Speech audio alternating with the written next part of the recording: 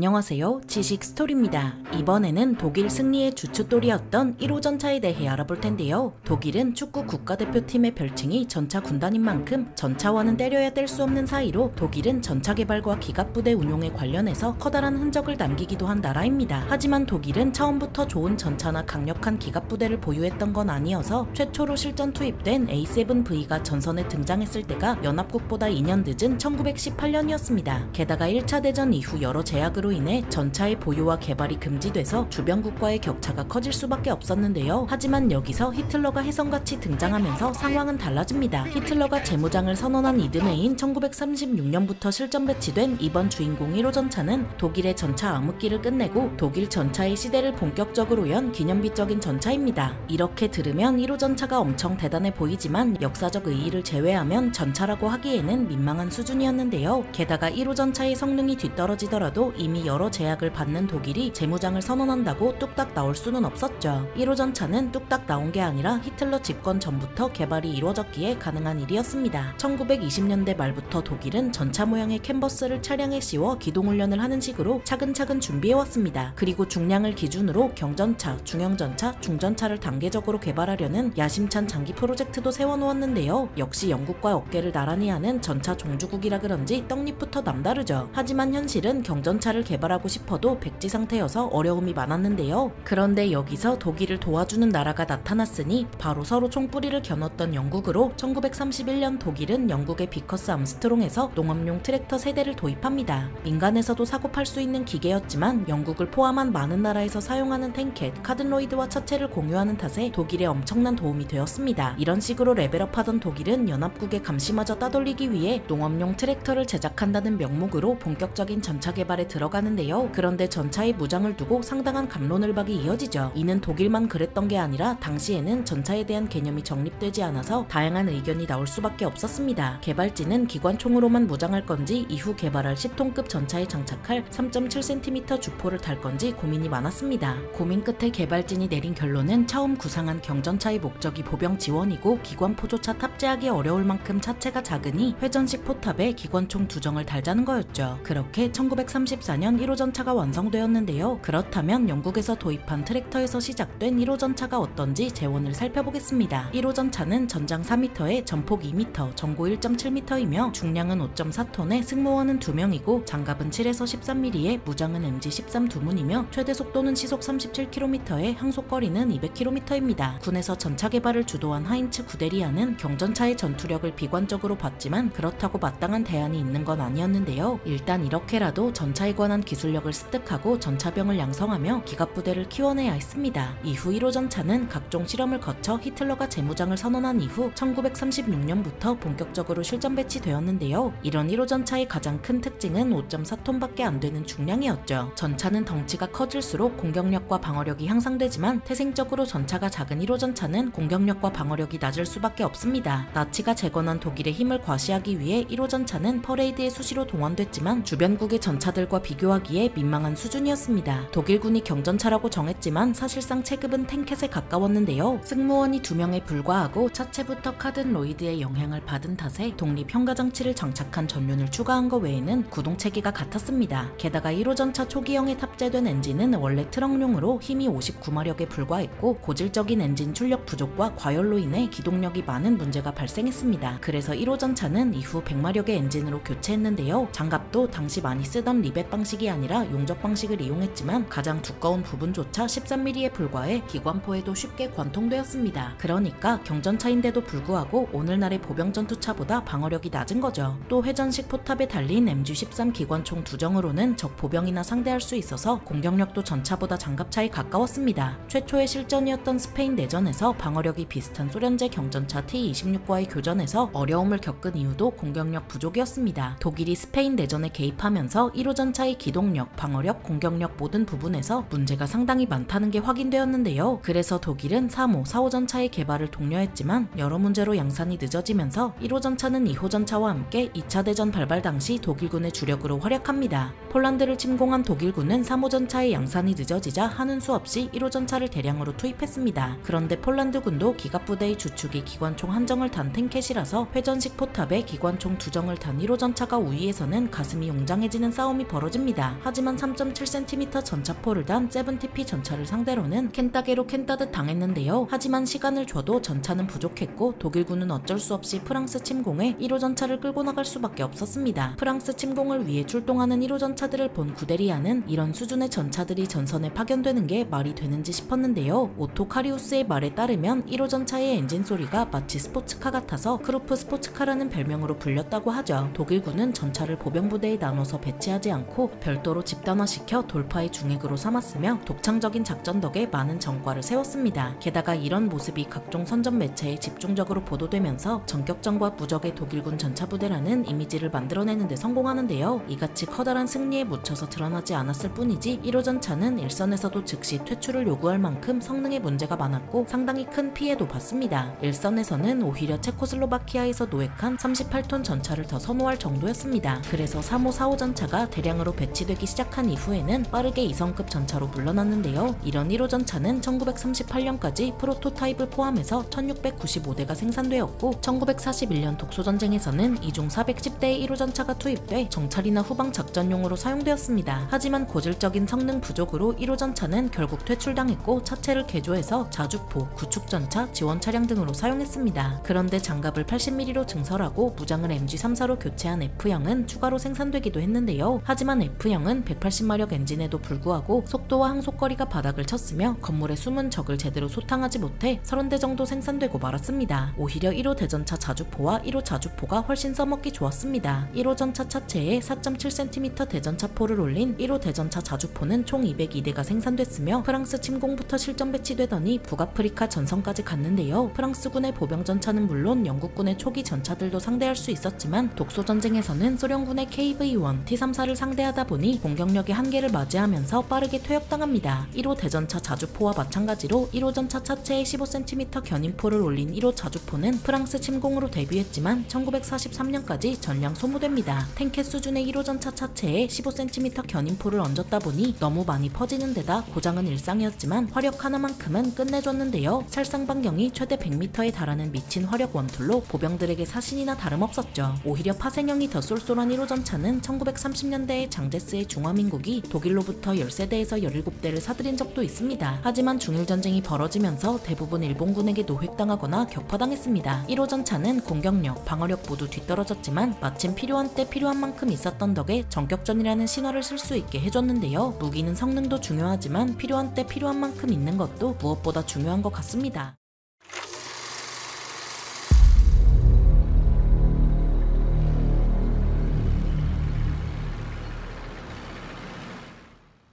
안녕하세요. 지식 스토리입니다. 이번에는 독일 기갑부대의 중추 2호 전차에 대해 알아볼 텐데요. 히틀러가 재무장을 선언한 직후인 1936년부터 양산한 1호 전차는 독일군 기갑부대의 역사를 개막한 전차입니다. 하지만 무장이 기관총에 불과한 데다 장갑도 7에서 13mm 정도에 불과해서 전차라고 하기에는 민망한 수준이었습니다. 1930년대에 활약한 전차들의 수준이 비슷하기는 했지만 그래도 1호 전차는 성능이 떨어지는 편이었는데요. 하지만 정작 군부는 크게 신경 쓰지 않았죠. 독일은 1차 대전에서 영국의 전차에 깊은 인상을 받았지만 패전으로 오랫동안 전차를 개발하거나 보유할 수 없었습니다. 그래서 1호 전차는 베르사유 조약의 제약으로 백지와 다름없는 상태에서 개발을 시작해 이런저런 기술을 구현한 정도의 수준이었습니다. 그러니까 독일은 1호 전차로 기술을 획득하는 동시에 전차병을 양성하고 기갑부대를 키워내고자 했을 뿐이었다는 건데요. 그래서 1호 전차의 개발 막바지인 1934년 3.7cm 포를 단 대전차 전용 전차와 7.5cm 포를 단 지원용 전차 개발에 들어가죠. 훗날 이들은 각각 3호 전차와 4호 전차로서 2차 대전 내내 종횡무진으로 활약했습니다. 이처럼 독일의 전차 개발과 도입에 대한 독일의 계획은 구체적이고 장기적이었으며 개발자들은 물론 군부도 단계적으로 진행하려 했기에 1호 전차의 성능 부족을 크게 신경 쓰지 않았습니다. 하지만 여기에 히틀러가 개입하면서 모든 계획이 엉망이 되는데요. 군부는 히틀러의 호전성을 단순히 정치, 외교적인 제스처로 여겼지만 전쟁 가능성은 점점 커져만 갔습니다. 그래서 그래서 당장 3호, 4호 전차를 배치하고자 했지만 개발이 생각처럼 쉽지 않았고 1호 전차로 전쟁을 치를 순 없는 군부는 난감할 수밖에 없었습니다. 그래서 3호, 4호 전차의 도입 전까지 생기는 전력 공백을 막기 위해 1호 전차의 공격력을 향상하려 했지만 기본적으로 차체가 작아서 성능 향상이 어려웠는데요. 차체가 작은 탓에 새로운 전차를 개발하는 수준의 전면 재설계 없이는 성능 향상을 이뤄내기 어려웠다는 거였죠. 그래서 1호 전차를 기반으로 2cm 기관포로 공격력을 향상하고 100마력 엔진을 넣어서 기동력을 개선한 6톤급 신형 전차 개발에 들어가게 됩니다. 대외적으로는 농업용 트랙터를 만드는 것처럼 위장한 이 프로젝트는 1934년 1월 27일 다양한 업체가 참여한 경쟁에서 만의 차체의 다임러 벤츠의 포탑을 결합하기로 정합니다. 이때의 경험으로 독일은 포탑과 차체를 따로 개발해서 결합하는 방식을 자주 사용하게 되는데요. 대표적인 예시가 6호 전차 티거죠. 이렇게 개발된 전차가 2차 대전 초기 1호 전차와 더불어 독일 기갑부대의 중추를 담당한 이번 주인공 2호 전차입니다. 1935년 10월부터 1937년까지 100대의 선행 양산 모델이 제작되어 실험에 들어갔고 변속기, 서스펜션 등에서 발생한 문제점들을 보완한 후 1937년부터 실전 배치되었습니다. 그렇다면 이런 2호 전차는 어떤지 재원을 살펴보겠습니다. 2호 전차는 전장 4.8m에 전폭 2.2m, 전고 1.9m이며 중량은 8.9톤에 승무원은 3명이고 무장은 2cm KWK-30L 포 한문, MG13 기관총 2문이며 최대 속도는 시속 40km에 항속거리는 200km입니다. 2호 전차가 1호 전차와 비교했을 때 가장 큰 차이는 바로 공격력 향상인데요. 분당 600발의 연사 속도를 자랑하는 2cm 플렉 30 대공포를 기반으로 개발된 2cm KWK-30L 기관포를 달았고 후기형 일부는 2cm KWK-38L 기관포를 달기도 했죠. 하지만 동시에 다른 전차들과 비교하면 여전히 공격력은 빈약했고 결국 실전을 겪으면서 효과가 없다는 게 증명됐고 3.7cm 포 교체도 좋은 결과를 얻지 못했습니다. 2호 전차 초기형의 전면 장갑은 10mm였지만 D형은 30mm로 증설되었고 F형에 이르러서는 35mm로 증설되었습니다. 그래서 외형은 1호 전차보다 조금 컸지만 중량은 30% 이상 더 나갔는데요. 하지만 소총탄이나 유탄 파편 정도만 막을 수 있었고 어지간한 대전차포에는 쉽게 관통당하는 탓에 전차라고 하기엔 방어력이 부족했죠. 엔진 출력은 140마력에 불과하지만 무게가 8에서 10톤 사이라서 충분한 기동력을 발휘했고 모델별로 궤도와 휠의 종류가 다양한 2호 전차는 후속 전차 개발에 영향을 주었습니다. 모든 2호 전차에는 6.4km 내에서 통신할 수 있는 단파 무전기가 장착되어 있는데 이는 지휘 전차에만 무전기를 장착한 다른 나라 전차와 가장 큰 차이였습니다. 단파 무전기는 2호 전차가 부족한 성능에도 그럭저럭 전과를 세울 수 있었던 밑거름인데요. 2호 전차는 한창 개발 중이라 1호 전차와 달리 스페인 내전에는 투입되지 않았지만 대대적인 양산 덕에 군부의 의도대로 2차 대전 발발 직전에 독일 기갑부대의 중추가 되었죠. 앞서 말했듯 히틀러의 호전성으로 군부의 예상보다 전쟁이 빨리 시작되자 2호 전차는 폴란드 침공, 북유럽 침공, 프랑스 침공 등 1호 전차와 함께 주력으로 활약했습니다. 독일군은 전차를 보병부대에 배치하지 않고 기갑부대로 편성해 돌파의 핵심으로 삼았는데 특히 무전기가 모든 전차에 있는 덕에 유기적인 작전을 펼칠 수 있었습니다. 1호 전차와 함께 연이어 대승을 거뒀지만 프랑스 침공 당시부터 2호 전차는 구식이었고 3호, 4호 전차가 대량으로 도입되자 빠르게 2성급으로 물러났는데요. 그런데 바로 생산이 중단된 1호 전차와 달리 2호 전차는 파생형 또는 특수 목적으로 사용하고자 전쟁 말기까지 생산되었습니다. 총 1856대 생산된 2호 전차의 수량은 연합국에 비하면 많다고 볼 수 없지만 독일의 전차 생산량을 고려하면 적은 수는 아니었습니다. 하지만 방어력이 향상된 최종 양산형인 F형조차 3.7cm 대전차포에 관통당해서 독소전쟁 무렵에는 생존력이 급락했죠. 그런데도 기갑부대 확장과 부족한 군수 지원으로 인해 독소전쟁 당시에도 2호 전차가 차지하는 비중은 무시할 수 없는 수준이었는데요. 바르바로사 작전 당시에도 700대 이상의 일선 기갑사단에 운용되고 있었으며 노르망디 상륙작전 당시에도 전선에 있었을 정도입니다. 게다가 1945년에 해처와 함께 찍힌 사진이 남아있는 걸 통해 2차 대전 막바지까지 굴려진 걸 알 수 있습니다. 물론 2차 대전 막바지에는 일선이 아니라 연락, 정찰, 수송 등 다른 임무를 수행했고 상당수가 대전차 자주포와 자주포로 개조되었는데요. 대전차 자주포는 마르더2, 자주포는 베스페라 불렸죠. 먼저 마르더는 1941년 말 독일군이 보유한 유일한 대전차 자주포로 소련군의 T-34를 상대하고자 나왔습니다. 당시 독일군의 주력이었던 3호, 4호 전차조차 T-34를 상대로는 얻어터지기 일쑤였고 이 때문에 화력지원용 7.5cm 포로 맞서다가 지지고 복구해서 나온 게 마르더였습니다. 마르더1의 차체는 프랑스에서 노획한 트랙터나 경전차였지만 마르더2의 차체는 2호 전차로 두 가지 버전이 있는데요. 2호 전차 A, B, C형의 차체에 독일제 팍40 대전차포를 올린 버전과 버전과 2호 전차 D형의 차체에 소련제 F-22 사단포를 단 버전이 있습니다. 마르더는 T-34를 꽤 잘 잡았지만 문제는 방어력이 매우 낮다는 걸로 이는 작은 차체에 억지로 무거운 포를 올리는 바람에 장갑이 얇아질 수밖에 없기 때문이었습니다. 게다가 지붕까지 없는 탓에 눈이라도 오면 답이 없었고 야포, 박격포, 보병의 수류탄 투척에 매우 취약했죠. 그리고 베스펜은 퇴역을 앞둔 2호 전차를 활용하고자 2호 전차의 차체에 10.5cm 곡사포를 얹은 자주포로 10.5cm 곡사포를 위해 서스펜션을 개량하고 차체를 연장했습니다. 1942년 2월에 데뷔한 베스펜은 1943년 6월 쿠르스크 전투에 투입되어 탄약 적재량, 조작성, 신뢰성에서 높은 평가를 받았습니다. 덕분에 1944년 7월까지 676대가 생산된 마르더는 독일 기갑전력의 한 축이 되었지만 1944년에 마르더를 생산하던 공장이 소련군에 함락되었는데요. 그래서 이후 훈멜 자주포에 베스페의 무장을 단 잡종이 조금씩 생산되었죠. 그리고 2호 전차의 페이퍼 플랜으로 VK-1602 레오파르트가 있습니다. 40년대 초 2호 전차의 개발과 생산을 주도한 바는 16톤급 경전차를 발주받았는데요. 2호 전차의 차체를 기반으로 설계된 신형 경전차는 전면 장갑의 두께가 5호 전차 판터와 맞먹는 80mm로 경전차라고 하기엔 의심스러운 수준이었습니다. 1941년에서 1942년에 판터의 개발이 최우선되자 많은 판터 개발에 집중하기 위해 VK-1602를 다른 곳에 넘겨버립니다. 이런 레오파르트가 마음에 안 들었던 히틀러는 1943년 1월 생산 계획에서 지워버리고 레오파르트에 달릴 예정이었던 포탄만이 푸마 장갑차로 계승됩니다. 2호 전차는 1호 전차와 마찬가지로 3호, 4호 전차에 비해 성능은 떨어졌지만 필요한 때 필요한 만큼 있었고 차체는 쓸만해서 파생형도 많이 나왔습니다. 무기는 성능도 중요하지만 역시 필요한 때 필요한 만큼 있는 게 무엇보다 중요한 것 같네요.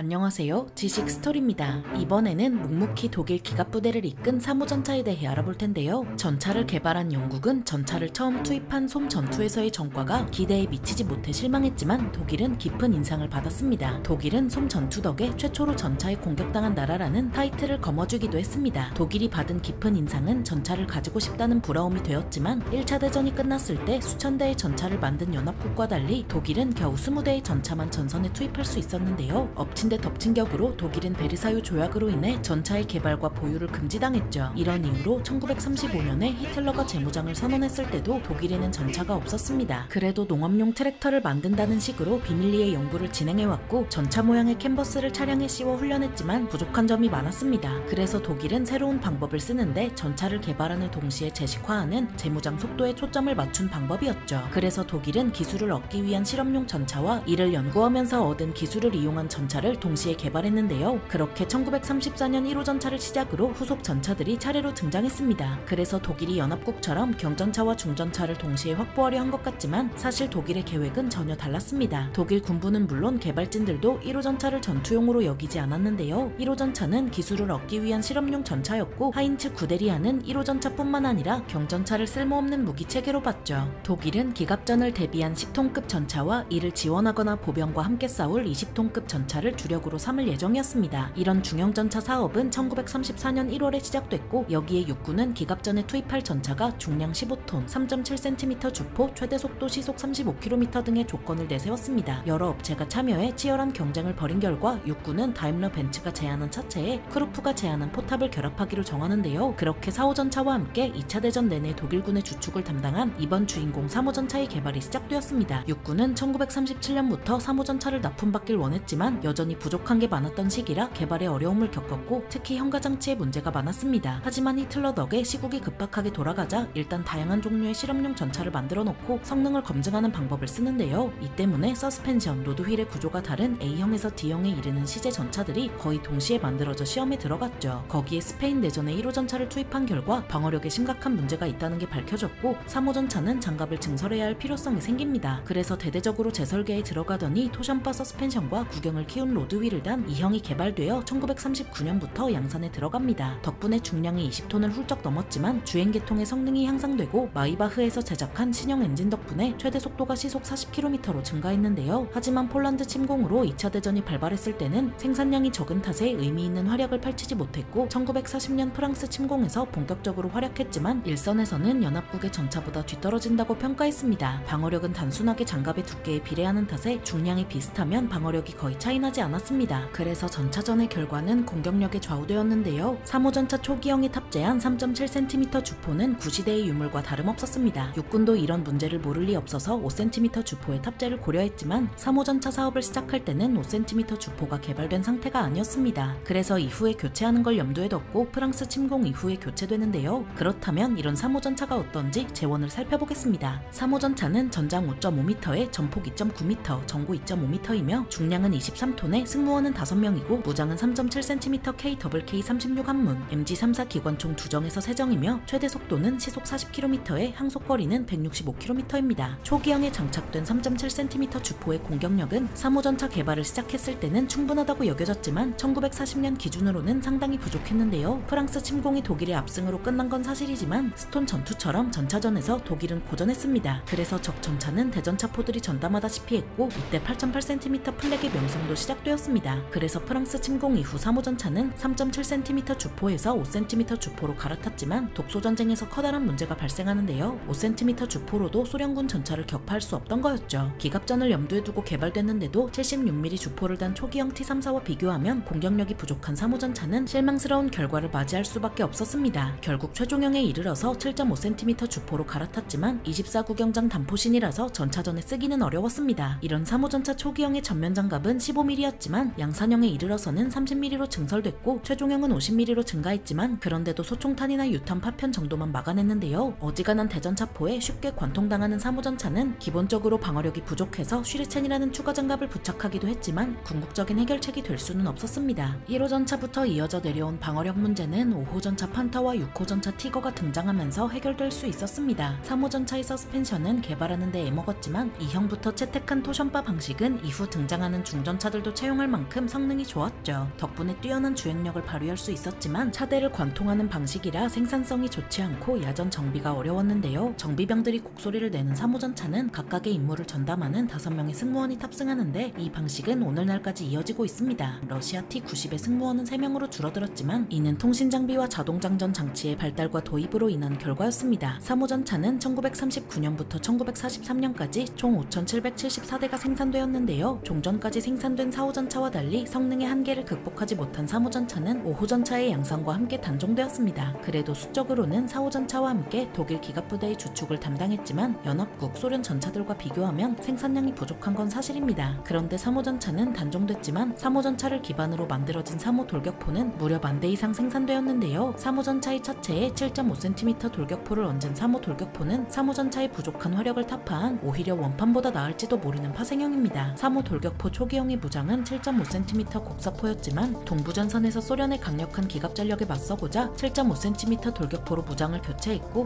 이후 보병부터 전차까지 다잡을 수 있게 되었습니다. 3호 돌격포는 4호 전차보다 나은 성과를 세우기도 하더니 6호 전차 티거 못지않은 교환비로 돋보이는 가성비를 자랑했는데요. 10,000대나 생산된 만큼 약 200대나 되는 연합군 기갑 전력을 격파해 가장 많은 전투 차량을 격파한 모델로 기록되었습니다. 하지만 보병 지원용 돌격포가 원판이다 보니 상부 구조가 매우 복잡하면서 방어력이 떨어졌고 경사장갑을 제대로 도입하지 못해서 정면이라도 대전차포를 맞으면 격파당할 수 있었습니다. 다만 기동성은 상당했는데요. 3호 전차 2형의 차체에 4톤의 장갑과 포를 올린 3호 돌격포는 판터나 티거보다 실외성과 기동성이 뛰어났습니다. 포탑이 없는 탓에 회전을 자주 해야 하는 돌격포인데도 그랬죠. 3호 돌격포는 여러 나라에 공여됐고 1967년에 벌어진 3차 중동전쟁에서 시리아군이 3호 돌격포를 대량 동원하기도 했는데요. 하지만 전차병의 기량 차이와 장비와 성능 차이로 인해 다수의 3호 돌격포가 격파당하거나 노획당했고 결국 시리아군은 골란고원에서 철수하게 되었습니다. 그래서 오늘날에도 골란고원에 가면 당시에 격파된 시리아군의 3호 돌격포를 볼 수 있습니다. 이런 3호 돌격포와 달리 원본이 되는 3호 전차는 전선의 주인공이 되기에는 부족한 점이 많아서 전쟁 후반부터는 이성급 전력으로 취급당했는데요. 당시 활약한 전차 중 그저 그런 평가를 받는 미국의 M3 그랜트와의 대결에서도 어려움을 겪었으니 말 다 했습니다.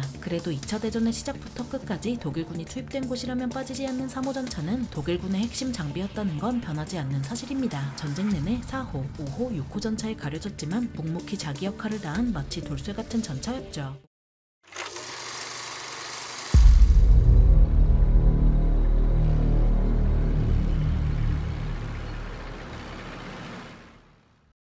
안녕하세요. 지식 스토리입니다. 이번에는 독일의 전투력을 책임졌던 든든한 강철군마 사호전차에 대해 알아볼 텐데요. 1차 대전에서 패배한 독일은 베르사유 조약으로 인해 병력이 10만으로 제한되고 일부 무기의 개발과 보유도 금지당하는 손발이 묶인 상태였습니다. 그러나 이에 굴하지 않은 독일은 연합국의 감시를 피해 차근차근 군비를 증강했는데요. 덕분에 1935년에 히틀러가 전격적인 재무장을 선언했을 때 이미 강군으로 도약할 만반의 준비가 된 상황이었습니다. 불과 4년 만에 전 세계를 상대로 전쟁을 시작했다는 사실로 모든 게 설명되죠. 이런 독일은 히틀러가 집권하기 전부터 트랙터를 만든다는 명목으로 전차 개발을 진행해왔는데요. 다만 오랫동안 손발이 묶여 있었던 탓에 기술력이 부족하다는 것이 문제였습니다. 그래서 우선 실험용 1호 전차를 만들어서 굴려본 후 본격적으로 전차 개발에 나설 생각이었죠. 군부의 준비는 체계적이고 장기적이었으나 히틀러가 데뷔하면서 모든 게 바뀝니다. 입에서 침을 튀기며 전쟁을 부르짖는 히틀러 때문에 예정하지도 않았던 2호 전차의 개발이 시작되었고 1, 2호 전차가 양산되기 전부터 중형전차 개발에 착수하는 등 난장판이 벌어졌습니다. 게다가 여기서 더 기간을 단축하겠다며 37mm 주포를 탑재한 10톤급 전차와 75mm 주포를 탑재한 20톤급 전차 사업을 동시에 벌이는 나사빠진 짓을 벌였는데요. 이런 나사빠진 개발 프로젝트를 이끈 인물은 훗날 육군 참모총장의 자리에 오르는 하인츠 구데리안이었습니다. 그는 전차를 기갑부대에 집중적으로 배치해야 전투력이 극대화될 것으로 생각했는데요. 이에 구데리안은 전차대대를 10톤급 전차 3개 중대와 20톤급 전차 1개 중대로 설계했습니다. 여기서 10톤급 전차가 바로 3호 전차이고 20톤급 전차가 바로 오늘의 주인공 4호 전차입니다. 4호 전차에 처음 부여된 이름은 평범하다 못해 몰개성한 호위 차량이었는데요. 여러 업체가 이 호위 차량을 만들기 위해 경쟁했고 승자는 크루프라는 업체였습니다. 이때 1934년에 개발되었지만 성능이 기대에 미치지 못해 양산에는 실패한 다포탑 전차 노이바우 파초이크가 큰 도움이 되었는데요. 장점을 취하고 단점을 과감하게 버리는 방식으로 개발 속도를 높였습니다. 현장의 의견도 꾸준히 반영하며 개발된 4호 전차는 2차 대전 내내 독일 기갑부대의 주력으로서 종횡무진으로 활약했습니다. 이런 4호 전차는 설계할 때부터 대전차 전투를 고려하지 않았고 3호 전차를 뒤에서 돕거나 보병과 함께 작전을 펼치는 것이 역할이었는데요. 이 때문에 화력, 방어력이 부족한 4호 전차는 3호 전차를 보조하는 데에서 그칠 것 같았습니다. 하지만 3호 전차와 달리 차체가 넓은 4호 전차는 이것저것 때려박아 업그레이드하기 좋았고 덕분에 독일 기갑부대의 주력이 될 수 있었죠. 독일은 축구 국가대표팀을 전차군단이라 부를 정도로 독일이 전차 분야에 끼친 영향은 엄청난데요. 하지만 정작 오늘의 주인공인 4호 전차는 3호 전차와 더불어 그저 그런 평가를 받았습니다. 전차 분야의 아이돌인 판터와 티거는 말할 것도 없고 전격전이란 전쟁사의 길이 남을 전과를 이끌었던 전차들은 1, 2호 전차였죠. 나머지 전차들이 너무 튄 탓에 3, 4호 전차는 독소전쟁 초반을 제외하면 기동전을 이끌어 나가지도 못했습니다. 게다가 4호 전차는 동급으로 평가하는 소련의 T-34나 미국의 셔먼 등과 비교해도 우위를 점하지 못했는데요. 그럼 대체 어떻게 독일 기갑부대의 든든한 강철군마가 될 수 있었냐고요? 가격이 저렴한데 현장에서 유지보수가 쉬웠거든요. 게다가 초기형과 후기형은 다른 전차라 봐도 무방할 정도로 확장성도 역대급이었죠. 하지만 이 정도로 강철군마가 될 순 없습니다. 4호 전차가 독일 기갑부대의 주력이자 베스트셀러가 될 수 있었던 가장 큰 요인은 언제 어디서나 무난하게 작동하는 신뢰성이었죠. 그러니까 4호 전차는 무기로서 갖추어야 할 모든 소양을 다 갖춘 숨겨진 엄친아라 볼 수 있는 거죠. 이런 4호 전차는 외형상으로 함께 개발된 3호 전차를 늘려놓은 것 같습니다. 그래서 초기형 단포신 모델의 경우는 멀리서 보면 3호 전차와 구별되지 않을 정도였고 엔진 같은 일부 부품을 공유하기도 했는데요. 그래서 4호 전차가 전반적으로 조금 더 길쭉하고 휠 개수가 2개 많아 구별할 수는 있습니다. 이런 3, 4호 전차의 차체 구조는 티거에도 그대로 이어져 2차 대전 당시 독일의 전차의 기준을 만들었죠. 기준을 만든 4호 전차는 애당초 지원용으로 개발되었기 때문에 기동성을 그다지 중시하지 않았는데요. 이 때문에 생산성을 고려해 당시에도 구식이라 할 수 있는 판스프링 서스펜션을 채택했습니다. 이러면 승차감은 떨어지지만 유지보수는 편리해지는데요. 또한 내부 공간이 3호 전차에 비해 넓어서 그만큼 포탑을 크게 만들 수 있어서 개량형이나 파생형을 만들기도 좋았죠. 범용성까지 잡은 4호 전차는 바구니식 포탑을 채택해 전투 효율이 높았고 포탑과 차체의 상부 해치 이외에 포탑 측면과 차체 하부에도 출입구가 있어 유사시에 탈출하기 편리했습니다. 4호 전차는 후기형으로 갈수록 장갑이 늘어났지만 고질적인 방어력 문제는 해결되지 못했습니다. 판터나 티거 같은 중형 전차와 달리 4호 전차는 20톤급이라 체급이 딸리는 탓이었죠. 체급이 딸리는 4호 전차의 주포는 24구경장 75mm 포였는데요. 1930년대에는 이 정도 공격력으로 문제 없었지만 1940년대에 들어서자 상황은 달라집니다. 프랑스 침공 성능부터 독소전쟁까지 공격력 부족으로 어려움을 겪자 4, 5전차는 업그레이드에 나서는데요. 성능이 입증된 팍40 대전차포를 기반으로 개발된 43 구경장 75mm 포를 달아버린 거죠. 이때부터 4, 5전차는 애물단지가 되어버린 3, 5전차의 임무까지 맡게 되었습니다. 그렇다면 3, 5전차의 짬까지 맞아버린 4, 5전차의 재원을 살펴보도록 하겠습니다. 4, 5전차는 중량 23톤에 전장 7m, 전폭 2.8m, 전고 2.6m이며 무장은 75mm KWK 41문과 MG34 기관총 2정이고 최고 속도는 시속 40km에 항속거리는 200km입니다. 이런 4, 5전차는 1939년부터 1945년까지 전쟁 내내 8,500대가 생산되었습니다. 이는 3호 돌격포 다음 가는 수였는데요. 돌격포나 구축전차가 포탑을 없애버리는 일종의 편법이었다는 점을 고려하면 가장 많이 생산된 독일전차라 할 수 있습니다. 수가 많으니 어디든 튀어나와서 전선의 주인공이 될 수밖에 없고 판터나 티거에 비하면 명성은 뒤떨어지지만 실질적으로 독일을 대표한 전차라 볼 수 있는데요. 4, 5전차는 독일군이 투입된 곳이면 빠지지 않고 등장해서 쉬지 않고 활약했습니다. 1939년 폴란드 침공 당시에는 수량이 많지 않았고 1940년 프랑스 침공은 워낙 빨리 끝나서 인상적인 성과를 남기지 못했습니다. 1941년 독소전쟁 초기에는 소련 전차에 밀렸지만 독일군의 엄청난 대승을 연이어 이끈 주역이었죠.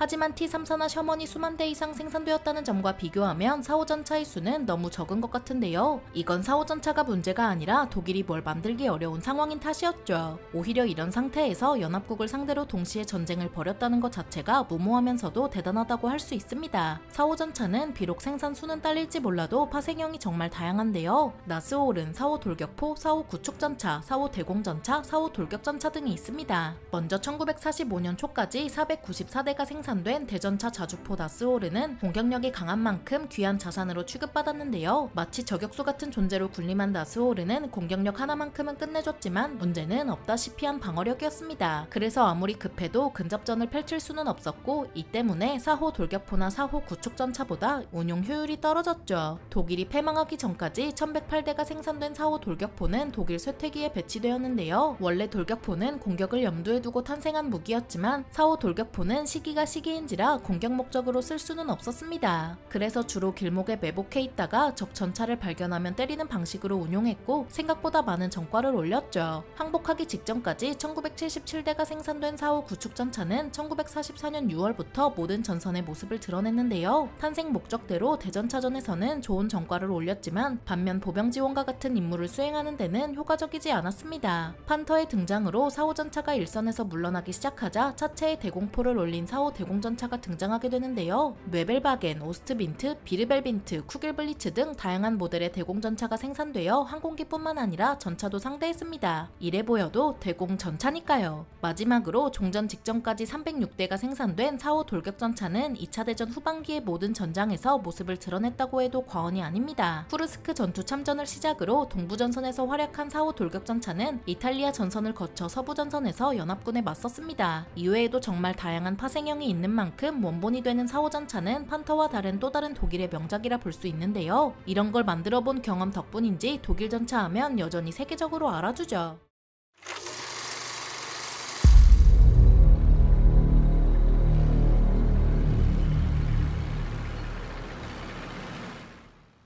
안녕하세요. 지식스토리입니다. 이번에는 2차 대전 막바지를 함께한 독일의 강철 표범 5호전차 판터에 대해 알아볼 텐데요. 1940년 6월 25일 프랑스가 항복하면서 거침없었던 독일의 진격은 멈추게 됩니다. 그 이유는 1차 대전에서 4년 동안 수백만 명을 희생시키면서도 실패했던 프랑스 정복을 불과 7주 만에 달성했기 때문이었는데요. 당사자인 독일도 이게 되네? 라며 놀랄 정도로 전쟁사의 한 장을 장식한 7주였지만 문제는 독일군의 전력이 연합군에 비해 뒤처진다는 것이었습니다. 1939년 10월 폴란드를 점령한 직후 히틀러가 프랑스 침공을 명령했을 때 군부가 강하게 반발할 정도로 전력이 뒤처졌는데요. 전격전의 중심이 된 기갑전력조차 대다수가 전차라 부르기 민망한 1호 전차나 2호 전차라 군부의 우려는 당연한 일이었습니다.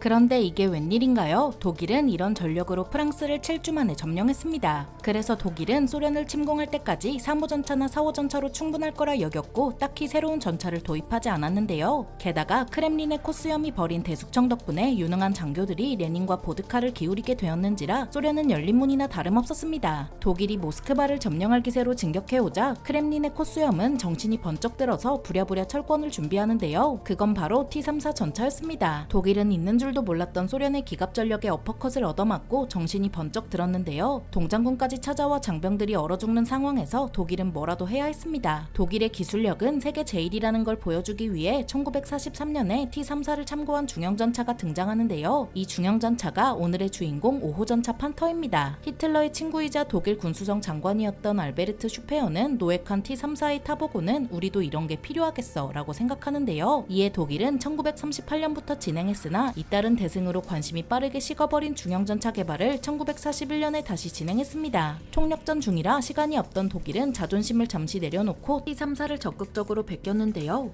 경사장갑, 넓은 궤도, 대구경 76.2mm 주포 등 독일은 T-34보다 좋은 전차를 만드는데 혈안이 되어 있었습니다. 여기에 독일의 만과 벤츠 두 기업이 참여해 중형전차 개발을 따내기 위해 경쟁했고 그 결과 승리는 많이 거머쥐게 되는데요. 하지만 개발 과정은 순탄치 않았습니다. 그 이유는 크렘린의 코스염과 쌍벽을 이루는 나치의 아이 때문이었는데요. 나치의 아이는 시도 때도 없이 행패를 부렸고 중형전차 개발에도 전면장갑을 늘리라며 간섭해대는 탓에 개발에 난항을 겪은 거였죠. 덕분에 중량이 30톤을 초과한 43톤까지 불어났고 이 때문에 개발 목표였던 시속 60km조차 달성할 수 없게 되었습니다. 이런 우여곡절 끝에 그 유명한 티거보다 늦게 완성된 판터는 사전에 정한 대로 5호 전차라는 제식명과 함께 1943년부터 실전 배치되었죠. 대규모 전차전으로 유명한 쿠르스크 전투로 데뷔전을 치른 판터는 기대와 달리 실망스러운 모습만 보여줬는데요. 나치의 아이는 판터에 상당한 기대를 걸었지만 이틀 만에 184대 중 겨우 40대만 가동할 정도로 안전성이 형편없었습니다. 그래서 제대로 싸워보지도 못하고 후퇴한 판터는 그 유명한 구데리안조차 쿠르스크 투입을 반대했지만 나치의 아이는 듣고 싶은 말만 듣는 게 취미였죠. 그러나 소련은 판터 맛을 살짝 보더니 T-34로 안 되겠다며 당황했는데요. 그 이유는 판터의 방어력과 공격력이 나치의 아이가 기대했던 만큼 뛰어났기 때문이었습니다. 판터의 주포는 근거리 교전에서는 티거보다 뛰어난 관통력을 자랑했고 경사장갑 덕에 방어력도 만만치 않았는데요. 이에 소련은 쿠르스크 전투 직후 버려진 판터 31대를 철저하게 조사했고 T-34의 85mm 구경의 주포를 장착한 T-34-85를 내놓습니다. 독일도 문제점을 해결한 개량형을 속속 개발해 전선에 투입했고 제대로 가동하는 판터는 많은 전과를 올렸는데요. T-34보다 묵직한 중전차 IS-2와 당당히 맞상대할 정도로 판터는 티거에 이은 독일의 저력이었습니다. 특히 서부전선에서 연합군들 사이에서는 판터가 티거 못지않게 격파하기 어려운 전차로 유명했는데요. 이에 독일은 1944년부터 3, 4호 전차의 생산을 중단하고 판터를 생산하는 데 집중했습니다. 앞선 독일의 전차들보다 늦게 나온 늦둥이였지만 당당하게 주력의 자리를 꿰찬 것이었죠. 그렇다면 이런 판터가 얼마나 좋은지 재원을 살펴보도록 하겠습니다.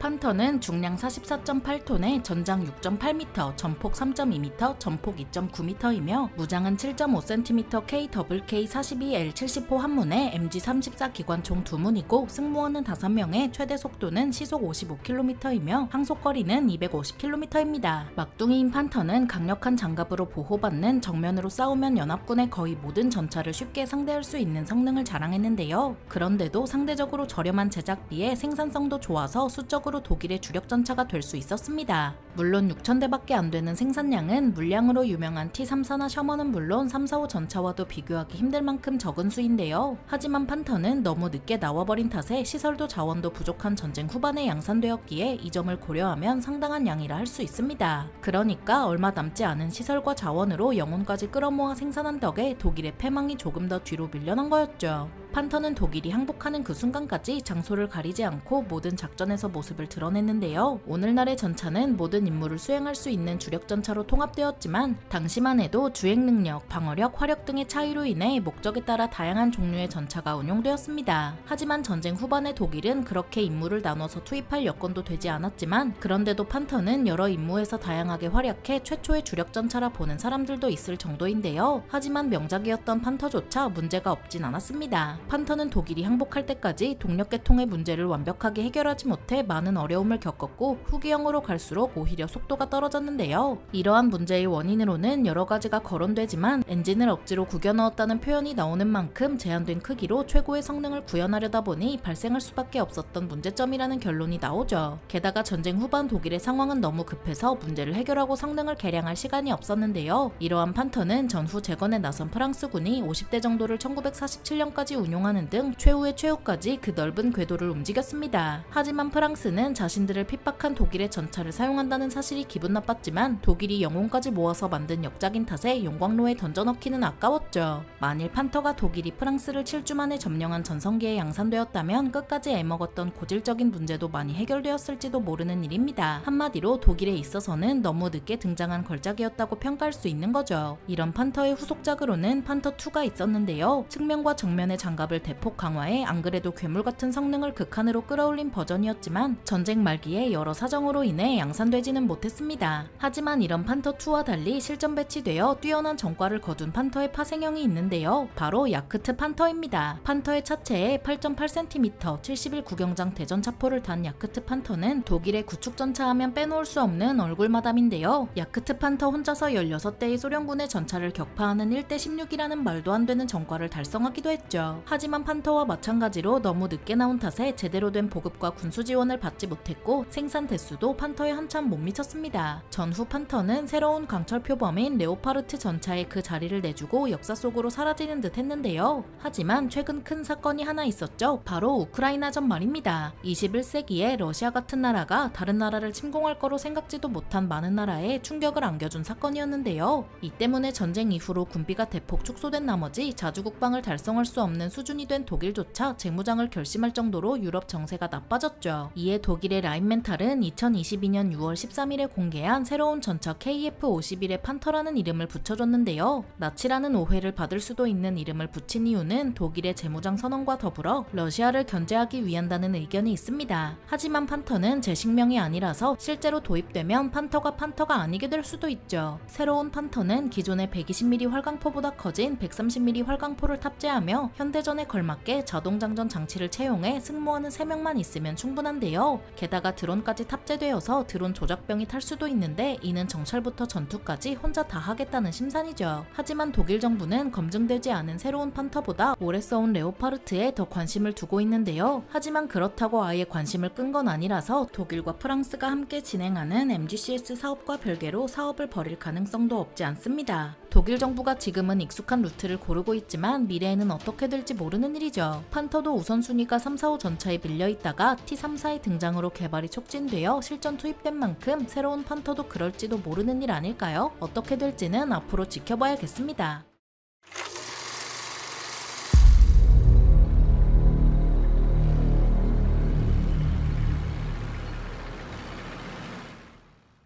안녕하세요. 지식 스토리입니다. 이번에는 전장을 지배하는 강철 호랑이 6호 전차에 대해 알아볼 텐데요. 1935년 독일은 재무장을 선언하면서 공개적으로 전차 제작에 나섰지만 오랫동안 중화기의 보유와 개발을 제한받아온 탓에 부족한 점이 많았습니다. 1, 2호 전차는 등장 당시부터 성능이 떨어진다는 소리를 들었고 2차 대전 발발 직전에 도입된 3, 4호 전차도 타국 전차들과 비교하면 평범한 수준이었습니다. 이렇듯 전차의 성능은 떨어지거나 평범했지만 독창적인 작전을 구사한 덕분에 승리의 주역이 될 수 있었는데요. 하지만 1940년 프랑스 전역을 분석한 독일군은 앞으로도 계속 우위를 누리려면 성능이 강화된 새로운 전차가 필요하다고 판단했죠. 이에 따라 시간을 아끼기 위해 이전에 여러 이유로 폐기되었던 VK3001을 기반으로 중량 30톤 내외의 75mm 포를 장착하는 신형 전차 개발 프로젝트를 시작했습니다. 그런데 1941년 5월 이를 보고받은 히틀러가 신형 전차는 더 강력한 전투력을 보유해야 한다며 개발 과정에 개입했습니다. 그동안 독일은 전차의 중량을 당시에 존재하던 교량 대부분을 건널 수 있는 수준으로 제한해왔는데요. 그래서 처음 구상했을 당시에는 신형 전차의 무게를 35톤 정도로 정했지만 히틀러의 명령을 따르려면 이보다 무거워야 했죠. 당시 기술력으로 방어력을 높이는 방법은 단순히 장갑을 두껍게 하는 것뿐이었고 거기에 크고 아름다운 8.8cm 포까지 얹으면 35톤은 무조건 넘을 수밖에 없었습니다. 게다가 신형 전차를 히틀러의 주장대로 개발해야 할 만큼 곧이어 발발한 독소전쟁에서 경험한 소련 KV 시리즈와 T-34의 성능은 충격과 공포였죠.